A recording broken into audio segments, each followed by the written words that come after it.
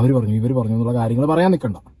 നിങ്ങൾ അനുഭവിച്ചത് നിങ്ങൾ കണ്ടതുമായിട്ടുള്ള കാര്യങ്ങൾ, അല്ലെങ്കിൽ ഈ പറഞ്ഞ വ്യക്തികൾ കൃത്യമായ ഒരു എവിഡൻസ് അടക്കം നിങ്ങൾക്ക് തരണം. അല്ലെങ്കിൽ അവർ നിങ്ങളെ ആരെങ്കിലും ചോദ്യം ചെയ്യുമ്പോൾ അവർ വന്ന് നിൽക്കണം നിങ്ങളെ കൂടെ. ഓക്കെ, ഞാൻ ചുമ്മാ വന്ന ഒരാളെ കുറിച്ച് ഒന്നും പറയരുത് എന്നുള്ളത് അതിൻ്റെ അഡ്വൈസ് പ്രകാരമാണ് ആറാട്ടണ്ണൻ ഇപ്പോൾ ഹണി റോസിൻ്റെ കാര്യം പറഞ്ഞതെന്ന് ഞാൻ അങ്ങനെ പറയല്ല.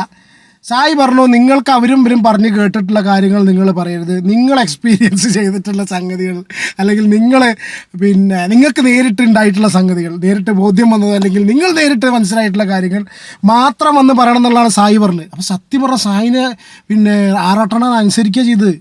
വാടാ നമുക്കിനി കിണറ്റിൻകരയിലോട്ട് പോവാം. കിണറ്റിൽ ആവശ്യത്തിന് വെള്ളം ഉണ്ടാവുമോ എന്തോ.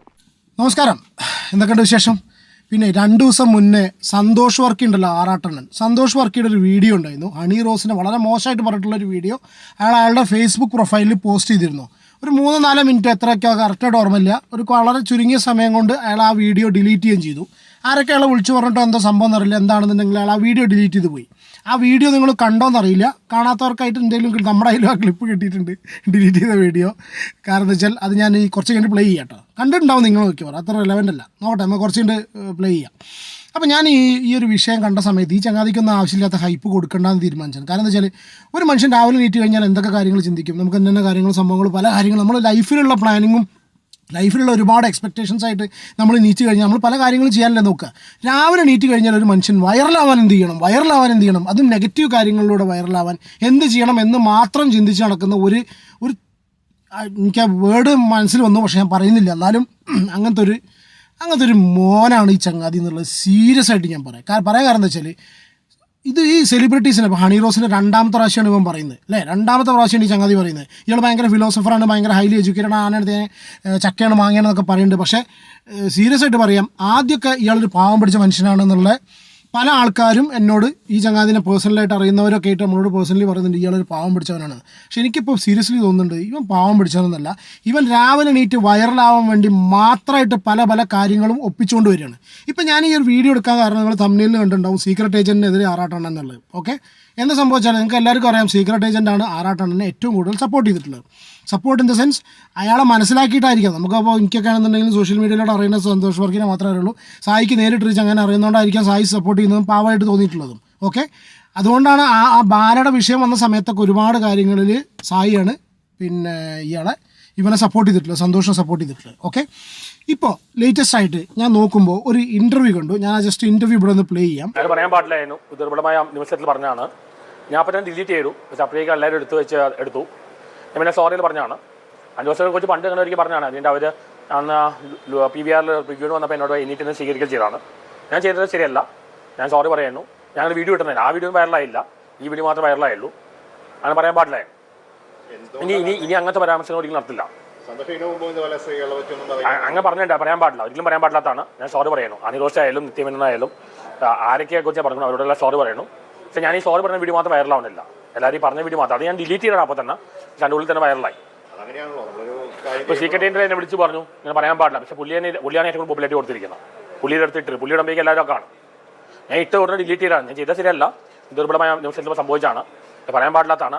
ഹണി റോസ് കഴിഞ്ഞ കണ്ടപ്പോൾ ഞാൻ മുമ്പ് പറഞ്ഞിട്ട് ഞാൻ കഴിഞ്ഞ കണ്ടപ്പോൾ അതിൽ സ്വീകരിച്ചാണ്. Extremely sorry. ഈ വീഡിയോ വൈറലായിട്ട് ഞാൻ ആഗ്രഹിക്കുന്നു, കാരണം നമ്മൾ സോറി പറയുന്നത് വൈറലാവുന്നില്ല, പറയുന്നത് മാത്രമേ വൈറലാവുള്ളൂ. അത് ഞാൻ ഡിലീറ്റ് ചെയ്താണ്. പിന്നെ എന്തിനാ സീക്രട്ട് ഏജൻറ്റ് പോലെ ആൾക്കാരാണ് ഏറ്റവും കൂടുതൽ പബ്ലിസിറ്റി കൊടുത്തത്. പുള്ളി എന്നെ വിളിച്ച് പറഞ്ഞു ഇങ്ങനെ പറയാൻ പാടില്ല, പക്ഷേ പുള്ളി എന്തെങ്കിലും പബ്ലിസിറ്റി കൊടുത്ത ശേഷമാണ് വിളിച്ച് പറയുന്നത്. ഇത് ശരിയായ വേണ്ടിയല്ല, എൻ്റെ ഭാഗത്ത് നിന്ന് തെറ്റാണ്, ഇനി ആവർത്തിക്കില്ല. Extremely sorry. അത് നേരത്തെ നിത്യമേനോ പള്ളിക്കൊച്ച് പറഞ്ഞിട്ടുണ്ട്. എക്സ്ട്രീംലി സോറി, ഇനി ആവർത്തിക്കില്ല.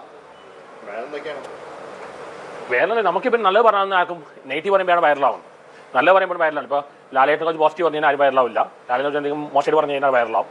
ആൾക്കാർക്ക് വേണ്ടത് നെഗറ്റീവാണ്, എന്ത് ചെയ്യാനാണ്. ഇപ്പോൾ മീഡിയ നെഗറ്റീവാണ് കാരണം അതാണ്, കാരണം നെഗറ്റീവാണ് ആൾക്കാർക്ക് വേണ്ടത്. നമ്മൾ നല്ലൊരു കാര്യം ഒരാളെ കുറിച്ച് പറഞ്ഞു, ഞാൻ സോറി പറഞ്ഞു, അത് ഞാൻ എൻ്റെ ചാനൽ എൻ്റെ ഫേസ്ബുക്കിൽ പറഞ്ഞു, അത് വൈറലായില്ല. നെഗറ്റീവാണ് വൈറലാവും. ഞാൻ ഇതിട്ട് ഉടനെ 2 മിനിറ്റ് 3 മിനിറ്റ് കളഞ്ഞാൽ അതിന് മുമ്പ് സീക്രട്ട് പോലെ ആൾക്കാർ എടുത്ത് വെച്ചു.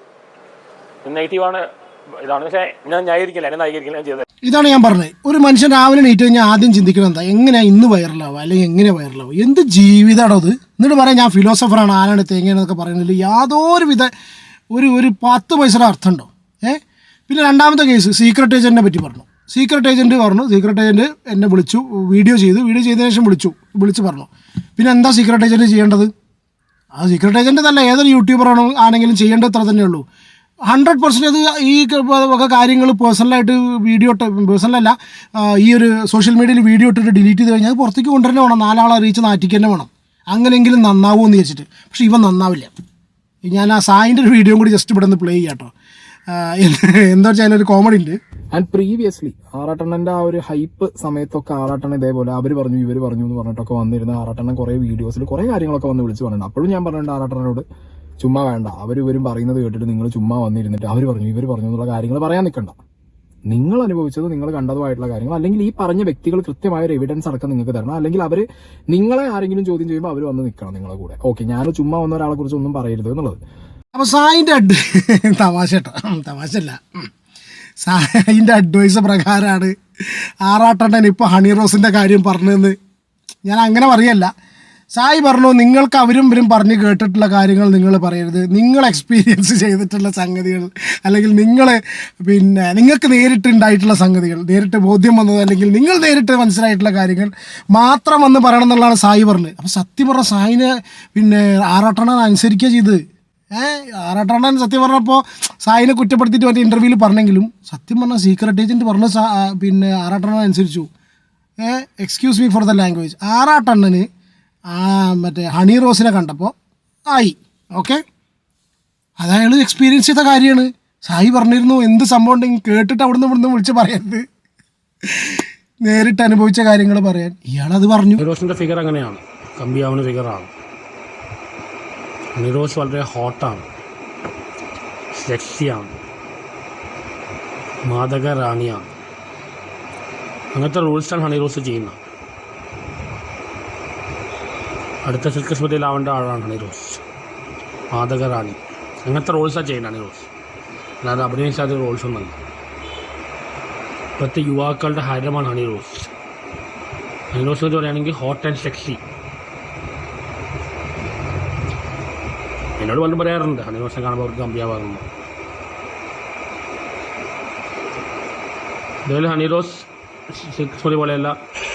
സത്യത്തിൽ തന്നെ പറഞ്ഞത്, സത്യത്തിൽ അതാണ്ടായത് കേട്ടോ. തമാശ ജോക്ക് രൂപത്തിലെടുത്താൽ മതി. സംഗതി എന്താണെന്ന് വെച്ചാൽ അടി കൊള്ളണ്ടേ, അടി അന്നൊരു ദിവസം ബാലേൻ്റെ അടുത്തപ്പോൾ അടി കിട്ടി. അപ്പോൾ ഞാനൊന്നൊരു റിയാക്ഷൻ വീഡിയോ ചെയ്ത സമയത്ത് പറഞ്ഞിരുന്നു ഇതിനെ തല്ലേണ്ട ആവശ്യമൊന്നും ഉണ്ടായില്ല, പാവം പിടിച്ചു. പക്ഷെ 2 എണ്ണമല്ല 4 എണ്ണം കിട്ടണ ചേർത്ത് വർത്തുണ്ട്. കാരണം എന്താ വെച്ചാൽ ഇതുപോലുള്ള ഈ നമ്മൾ ഈ പേരറിയാതെ കമൻ്റ് ഇടുക അല്ലെങ്കിൽ ക്ലോസ്ഡ് ഗ്രൂപ്പിലോ സർക്കിളിലോ പല ഗോസിപ്സും പല ആൾക്കാരും പറയും. അതുപോലെയല്ല ഒരു സോഷ്യൽ മീഡിയ പ്ലാറ്റ്ഫോമിലൊന്നും തൊള്ളേ തോന്നി വർത്തമാനം പറയണം. കാരണം എന്താ വെച്ചാൽ ഇതിന് മുന്നേ ഞാൻ റിയാക്ട് ചെയ്തൊരു വീഡിയോ ഉണ്ട്. ഇവൻ പണ്ട് ഹണി റോസിനെ പറ്റി പറഞ്ഞു കേട്ടോ. അങ്ങനെ നമ്മുടെ ഹണി റോസ് അയർലൻഡിൽ ഇനി എവിടേക്കും പോകുന്നു. മലയാളികൾ മാത്രം അവരുടെ കുണ്ടിസോ കണ്ടിട്ട് കാര്യമില്ല. ലോകത്തിലെ എല്ലാ മലയാളികളും കുണ്ടിസോ കാണണം. പോക്കിണ ആദ്യ പരസ്യ കണ്ട് ചന്തി പോയപ്പോൾ അയർലൻഡിലെ പല മലയാളികൾക്കും നല്ല കുണ്ടി കാണാൻ പറ്റി. അന്ന് ഈ വീഡിയോ ഇട്ടതിന് ശേഷം വന്നിരുന്നിട്ട് ഞാൻ ഇനി മേലാൽ ഇത് പറയില്ല എന്നും പറഞ്ഞ് കരഞ്ഞ് കൈയും കാലം പിടിച്ച് വീഡിയോ ഇട്ട വ്യക്തിയാണ്. എന്നിട്ട് വീണ്ടും റിപ്പീറ്റ് ചെയ്തു. അന്ന് പിന്നെ ഹണി റോസായിരുന്നു. കുറച്ചേരം കഴിയുമ്പോൾ വേറെല്ലാവരും ആയി, ഇനി നാളെ വേറെ ആരെങ്കിലും ആവും. ഇവനോട് ആരൊക്കെ ചെന്ന് ഇതൊരുവിധം സൈക്കിക് പ്രോബ്ലം ആകുന്നു, ഒരുവിധം മാനസിക രോഗിയാണ്. കാരണം വെച്ചാൽ ഇവനോട് ഏതെങ്കിലും പെണ്ണുങ്ങൾ കാണും. പണ്ട് കോളേജിലൊക്കെ പഠിക്കുന്ന സമയത്ത് ഇതുപോലുള്ള ആൾക്കാരൊക്കെ നമ്മൾ കണ്ടിട്ടുണ്ടോ. കാരണം എന്താ വെച്ചാൽ ഒരു പെൺകുട്ടി നമ്മളോട് ഒന്ന് സംസാരിച്ച് കഴിഞ്ഞാൽ അതിന് എന്നോട് പ്രേമാണെന്ന് തോന്നുന്ന ടൈപ്പ് ടീമുണ്ടല്ലോ, നിങ്ങൾ കണ്ടിട്ടുണ്ടാവും മിക്കവാറും. അതിൻ്റെ ഒരു എക്സ്ട്രീം വെർഷൻ അത്. കാരണം വെച്ചാൽ ആരെങ്കിലും ഒരാൾ ഇവനോട് വന്ന് സംസാരിച്ചിട്ടുണ്ടെങ്കിൽ അപ്പോൾ ഇവന് ഫീൽ ചെയ്യുന്നത് ഇവന് മറ്റേ ഫീൽ ചെയ്യുക, പിന്നെ ഇവനോട് സ്നേഹം തോന്നുക, ഇവന് അങ്ങോട്ട് ക്രഷ് തോന്നുക. എന്നിട്ട് അതിനെ പറ്റി വായ തോന്നിയതൊക്കെ രാത്രി ലൈവിൽ വന്ന് വിളിച്ച് പറയുക. Very very very bad. Seriously ഇത് ചികിത്സിച്ചാൽ മാത്രം പോരാ, അത് നിൽക്കൊന്നുമില്ല. കാരണം എന്താ വെച്ചാൽ മാനസികത്തിന് മാത്രമല്ല, അടി കൊള്ളാത്ത കുഴപ്പമെന്ന് വെച്ചാൽ രാവിലെ എണീറ്റിട്ട് ഇത് മാത്രമാണ് ചിന്ത. തിന്നണം കുടിക്കണം വേറെ ചിന്തകളൊന്നുമില്ല. രാവിലെ എണീറ്റിട്ട് എങ്ങനെ വൈറലാവണം എന്ന് ചിന്തിച്ച് നടക്കുന്ന ഒരു വ്യക്തിക്ക് ഇതല്ല, ഇതിൻ്റെ അങ്ങേപ്പുറം വന്ന് പറയും.